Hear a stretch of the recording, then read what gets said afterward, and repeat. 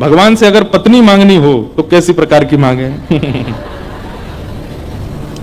ये तो भैया जिनके ब्याह हो चुके हो उनसे मांगो। लेकिन हम भागवत जी के वक्ता हैं तो भागवत जी का प्रमाण दे देते हैं।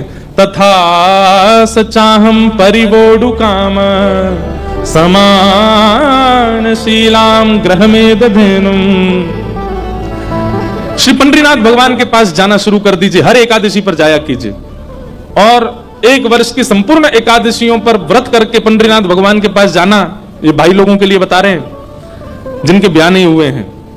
और हर एकादशी पर व्रत रख के पंडरीनाथ भगवान को प्रणाम करना, और वर्ष की अंतिम एकादशी पर पंडरीनाथ भगवान से जोली पहला करके कहना, हे नाथ, मैं आपसे जितना प्रेम करता हूं, मैं आपसे जितना दुलार करता हूं, मैं आपके प्रति जितना प्रेम भाव अपने चित्त में रखता हूं, मुझसे भी दुगना प्रेम रखने वाली एक कन्या इस एकादशी व्रत के फल स्वरूप मुझको पत्नी रूप में दे दीजिए।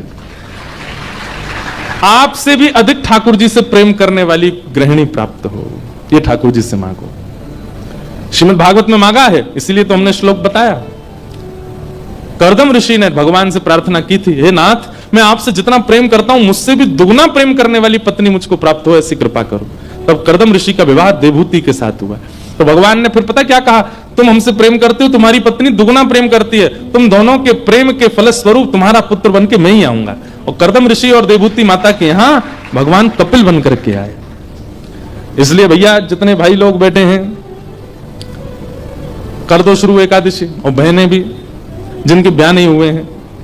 लेकिन यो नहीं कि मन में पहले ही सोच रखो बातें कर लो ब्याह में, और ठाकुर जी से जाके, हे पंडरीनाथ, हम कोल्हापुर में रहते हैं और जो हमको प्रिय हैं वो सोलापुर में रहते हैं।